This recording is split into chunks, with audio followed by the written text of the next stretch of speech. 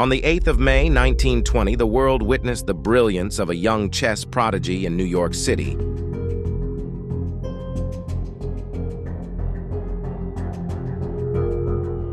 Leaving all amazed at how an 8-year-old boy could beat 20 chess champions simultaneously. But are all prodigies destined to be world champions? Some say he was never a world champion because of his Jewish faith and discipline. Others say it's his conservative chess style, but what about his family's choices and his choice to work as an accountant? This explains a lot, because what you like, you do well. And he liked thinking, not just in mathematics. He liked thinking in the clear and complete manner of mathematicians. Here is the life of Samuel Reshevsky. He is one of the greatest minds in the history of chess, an 8-time U.S. chess champion who dazzled audiences worldwide with his scintillating skill and intellect at an incredibly young age. Yet, the baffling question remains: why was he never a world champion? Join us as we explore his life, from his early days as a prodigy to his rise as one of the great chess masters of the 20th century. Childhood. Samuel Shmuel or Sammy Herman Reshevsky was born into a simple Jewish family of Jacob and Felicia Reshevsky on the 26th of November 1911 in Ozorkov, Poland, at a time when the lands were still a part of the Russian Empire. There are some inconsistencies with his birth year. Some sources claim it to be 1910 and 1909, but the Chess Wall of Fame lists his birth year as 1911. According to Andy Soltis in Chess Life, he claimed that Reshevsky told several people that he was born in 1909. But in an interview with Hanon Russell, Reshevsky stated that 1911 was the accurate year. Reshevsky had several older siblings and began playing chess at 4, learning the game by intuitively watching his father play alone at home. It would be safe to say that he picked up his love for chess from his father.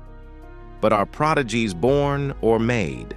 There are many views on this. Research in genetics and neuroscience supports that prodigies are born by showing that prodigies often have unique cognitive traits, such as superior working memory, pattern recognition, and an ability to focus intensely on one area of interest. These traits may be influenced by genetic factors predisposing an individual to excel in specific domains like music, maths, or chess. While natural predispositions exist for certain skills, their development relies heavily on environmental factors. Early exposure to a stimulating environment, supportive family, mentors, and ample practice play significant roles in cultivating a prodigy's talents. In Reshevsky's case, many credits could go to his father, Jacob Reshevsky. Additionally, many prodigies, like Reshevsky in chess or Mozart in music, were recognized early and received extensive training and practice that helped them refine their natural gifts. Furthermore, in some cases, prodigies born into families that value and emphasize the skill they're gifted in, like the Reshevskys, provide the young prodigies with both encouragement and resources. A child's innate abilities may not fully flourish without the right environment. After watching his father play, the young Reshevsky began moving pieces on the board, expressing deep interest in the game. One day, when his father made a weak move, he changed it into a winning one. Such an astounding display caught his family's attention. Then he began to play with his father, further absorbing the tactics and subtleties of the game. His parents recognized his extraordinary ability and encouraged his development, giving him chances to play chess with older adults. Still, he defeated all the local champions who could be his opponents in no time. Reshevsky was already regarded as a chess prodigy by age 6, and his family began taking him to chess clubs and exhibitions. As he grew older, he studied chess theory and strategy more seriously, particularly focusing on the games of previous champions like Emanuel Lasker and Jose Capablanca. This helped him refine his understanding of positional play, which became one of his greatest strengths later in life. Keep watching as we delve into his career as a chess player.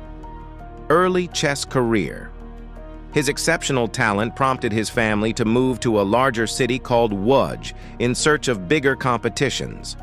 This proved to be a turning point for Reshevsky because his talent was noticed by one of Poland's strongest chess masters, Georg Salway, who helped the young prodigy develop his abilities more professionally.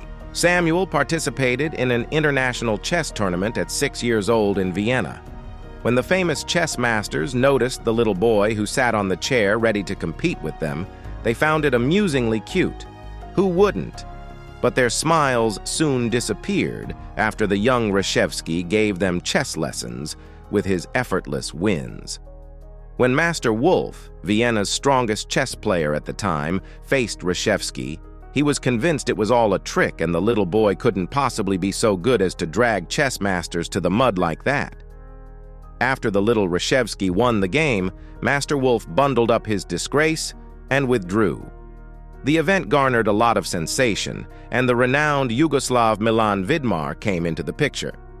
After facing what would probably be one of the most intense games of his career, the renowned chess master expressed admiration for the child prodigy's incredible chess skills.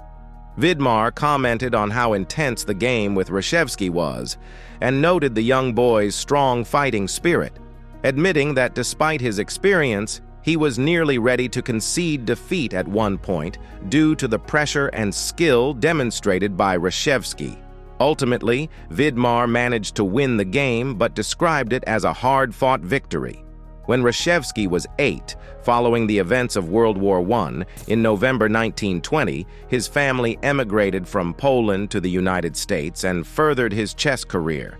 The move to America was pivotal in Reshevsky's life and his family, as it opened up greater opportunities for him to showcase his talents. Upon arrival, the young prodigy immediately attracted attention, and within a few months, he was giving simultaneous exhibitions across the country. His stunning victories over much older and more experienced players made him a sensation.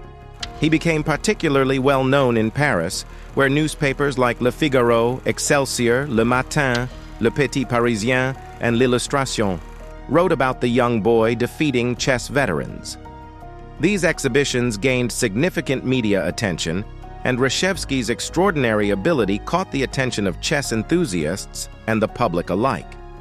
According to the New York Times, on the 17th of May, 1920, Reshevsky faced 20 players in a simul in Paris, and the boy moved quietly from one board to another, reducing their most skillful plans and wiles to nothingness.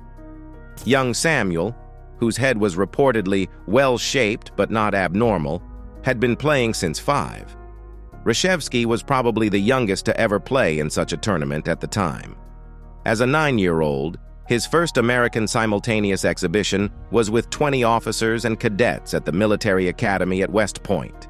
He won 19 games and drew 1.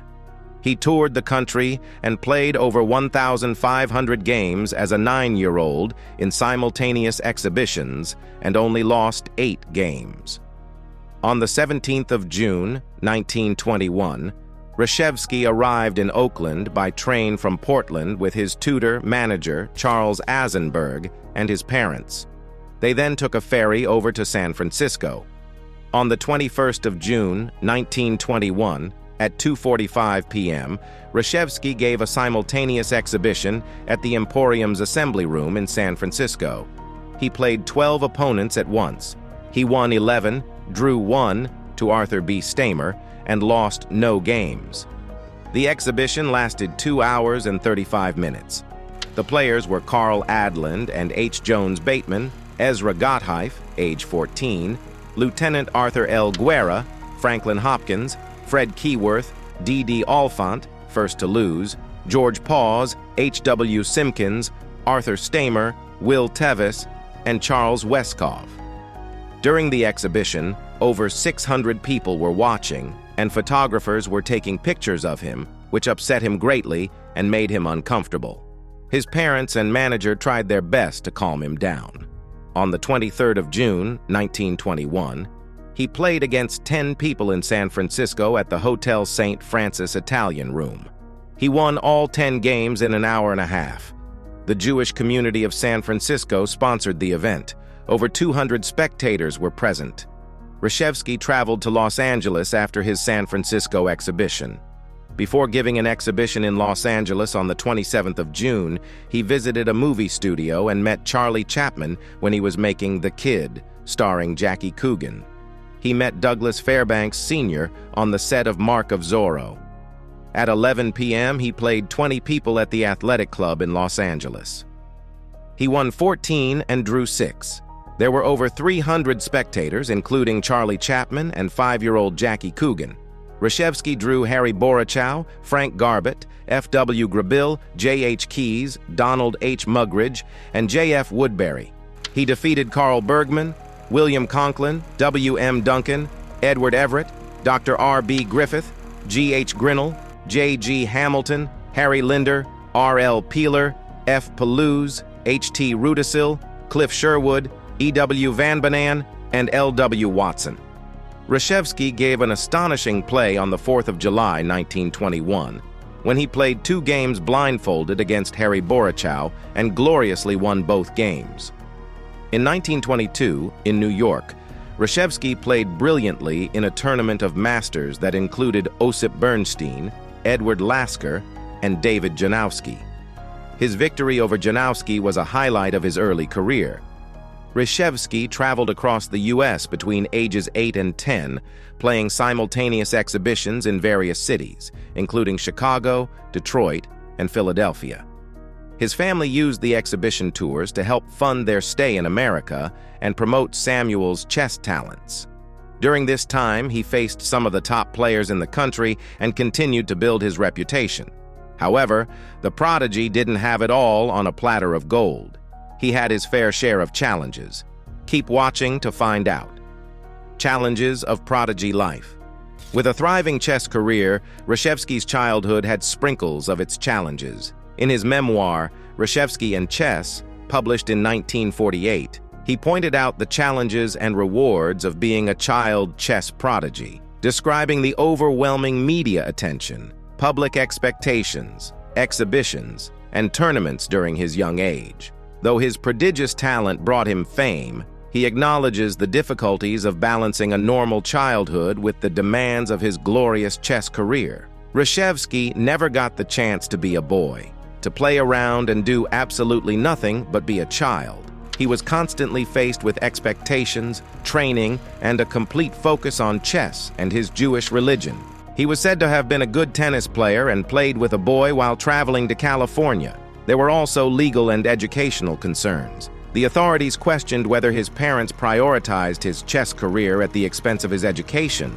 Because he did not go to school, his parents ended up in Manhattan Children's Court on charges of improper guardianship. It was said that he was so bad academically and could not distinguish an elephant from a monkey in pictures, as he had never seen picture books, and his arithmetic skills were worse.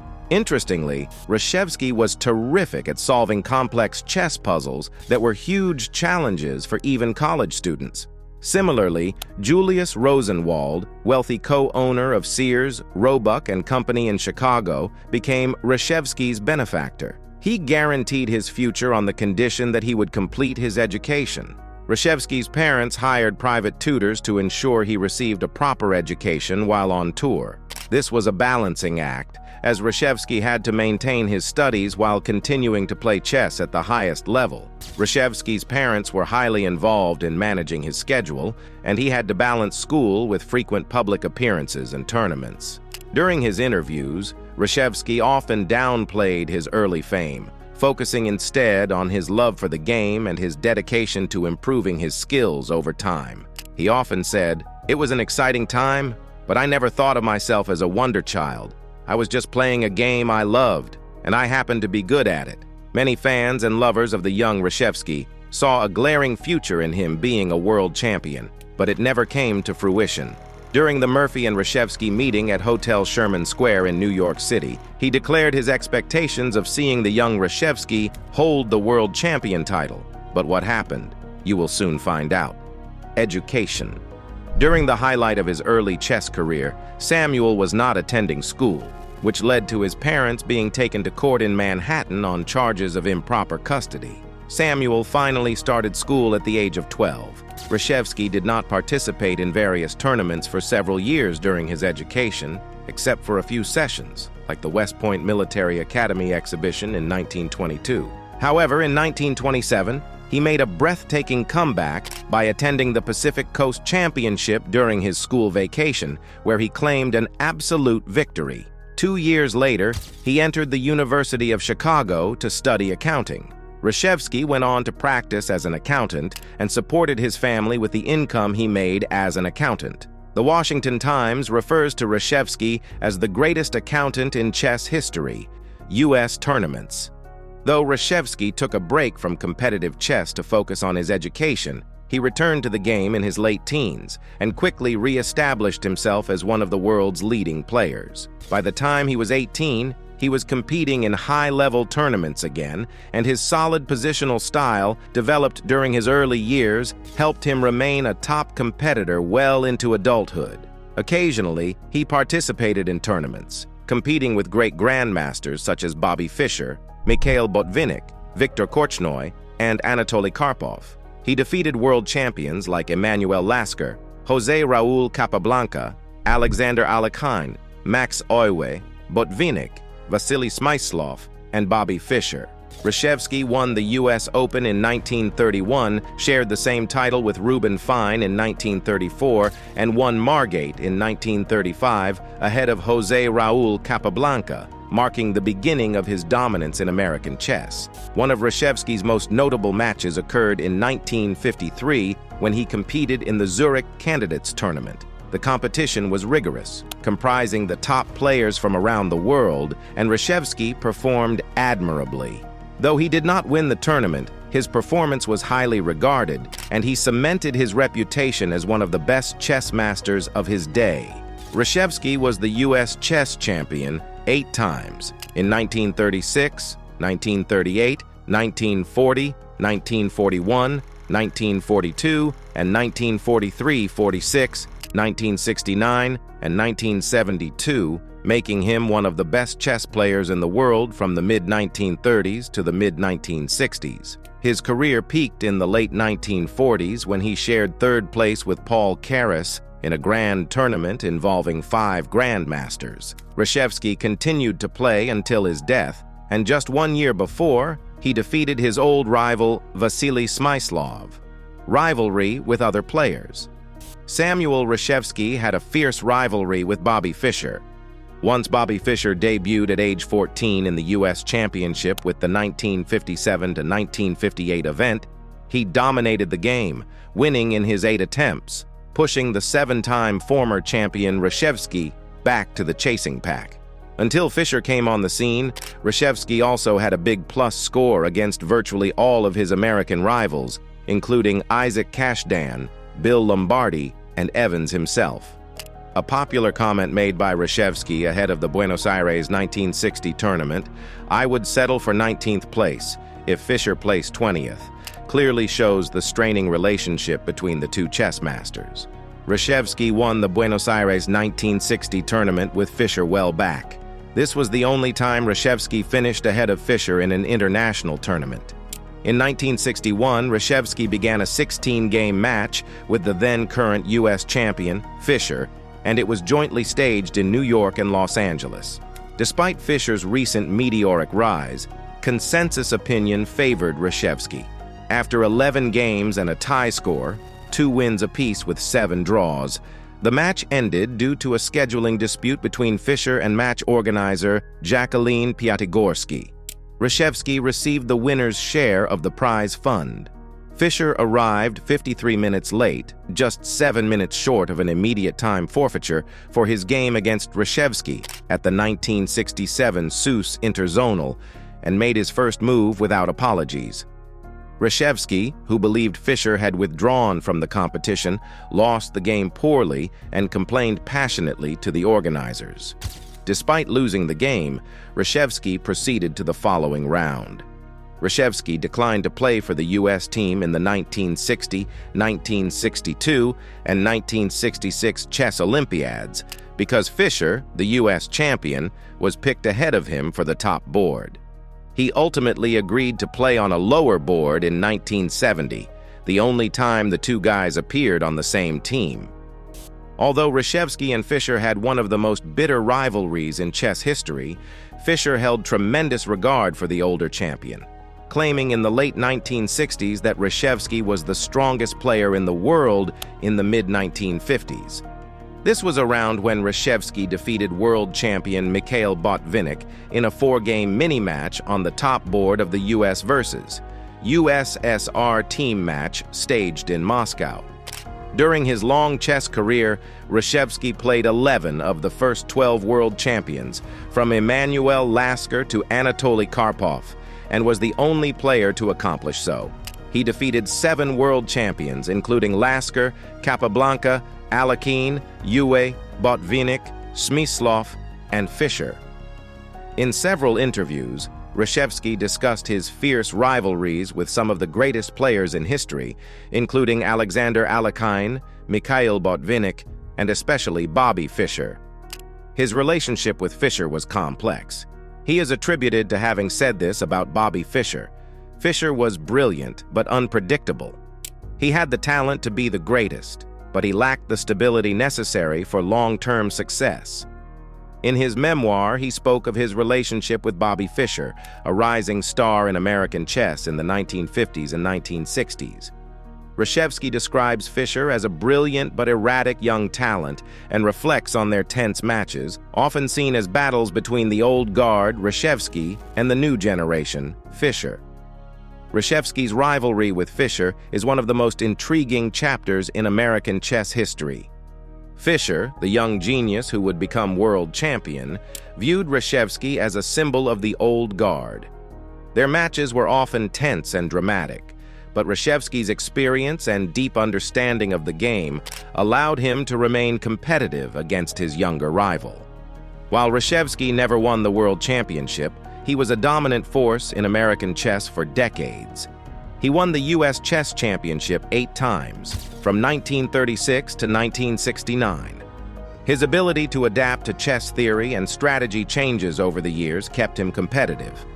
His chess style: a strong foundation and a thorough awareness of position characterized Reshevsky's playing style. He was well known for outlasting opponents in long, strategic games where his patience and experience frequently paid off. He said, "By playing slowly during the early phases of a game, I am able to grasp the basic requirements of each position. Then, despite being under time pressure, I have no difficulty in finding the best continuation. Incidentally, it is an odd fact that more often than not, my opponent gets the jitters when I am compelled to make these hurried moves." His opening repertoire was founded on classical concepts, and he excelled in endgame play, where his calm demeanor and careful calculations enabled him to convert even marginally favorable positions into victories. In his book Great Chess Upsets, he wrote, "I am essentially a positional player, although I can conduct an assault with precision and vigor when the opportunity arises. My style lies between that of Tal and Petrosian. It is neither over-aggressive nor too passive. My strength consists of a fighting spirit, a great desire to win, and a stubborn defense whenever in trouble. I rarely become discouraged in an inferior situation and fear no one." However, his style of playing was not without controversy. Critics sometimes accused Reshevsky of being too conservative, playing for safe, solid positions rather than taking bold risks. But his results spoke for themselves. Reshevsky consistently performed at the highest levels, competing in top international tournaments well into his 60s. According to the Washington Times, as an accountant who had to keep his day job during the tough Depression years, many say the dour, dogged Reshevsky played chess like the conscientious bean counter he was. Penny-pinching chess is how rival GM Larry Evans once described Reshevsky's positional, defensive, grind-out-a-win style. Ironically, Reshevsky combined a tough-minded approach to his play with an addiction to time trouble, often making his games among the most exciting to watch in the playing hall. The shortcomings in his approach, which Reshevsky himself admitted in his book on chess, was that he often spent too much time in the opening, which led to him having very little time left in the game's final stages. Sometimes, this confused his opponents and worked in his favor, but other times, it caused him to make mistakes. This may be a valid reason why Reshevsky never became world champion. How did his faith affected his career? Keep watching to find out. His Jewish faith. Reshevsky's firm stand in his Jewish faith triggers a lot of criticism. Many attribute his refusal to play on the Sabbath, Friday sunset to Saturday sunset, or during Jewish religious festivals, resulting in scheduling issues in tournaments as part of the reason he never became a world champion. But a man is allowed to have regrets and something to believe in. His memoir reveals how his religious conviction was inextricably linked to his identity. His faith and commitment to Jewish customs provided strength and structure in his life, and he frequently attributed this discipline with allowing him to stay focused in high-pressure situations on and off the chessboard. His love life and marriage. As a public figure, Reshevsky successfully kept the details of his private life away from the public. He was married to Norma Mindick in 1941. She was known to be highly devoted to Reshevsky, often accompanying him to chess tournaments and managing many of the practical aspects of his life, which allowed him to focus on his chess matches. The couple remained married until he died in 1992, and they had 3 children together, a son and 2 daughters. It would have been expected that at least one of their kids would eventually become a chess master. Still, no public information indicates that any of Reshevsky's children became competitive chess players. Their lives were largely kept private, with Reshevsky and Norma ensuring their family had a balanced and relatively normal life outside the chess world. Their decision could have been stimulated by the excessive attention and pressure Reshevsky faced as a child prodigy, legacy, and death. Samuel Reshevsky's career spanned over 8 decades, and his impact on the chess world is undeniable.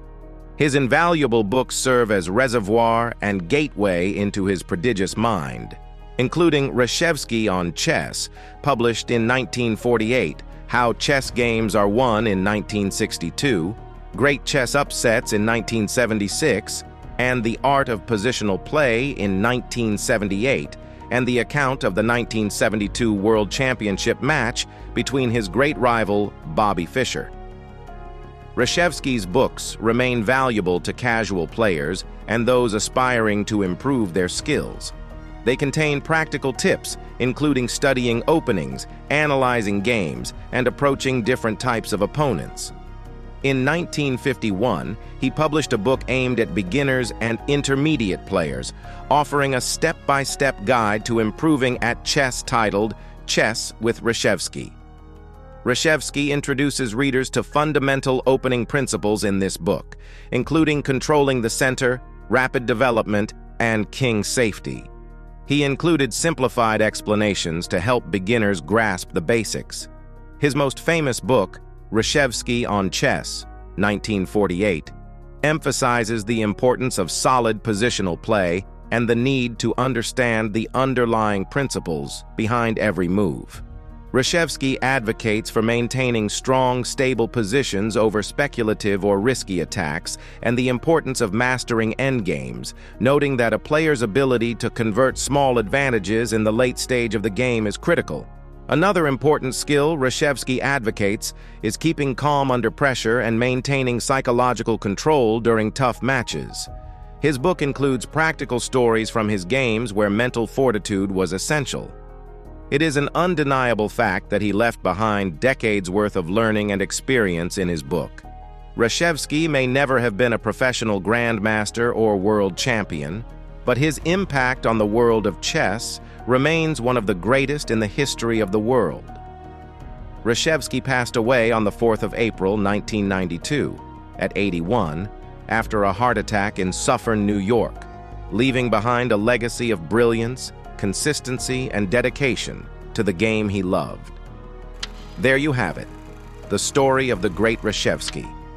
Before you leave, do you agree that his never becoming world champion had anything to do with his rigidity to his faith, or better still, due to his divided attention as an accountant and chess writer? Share your thoughts in the comment section and like the video.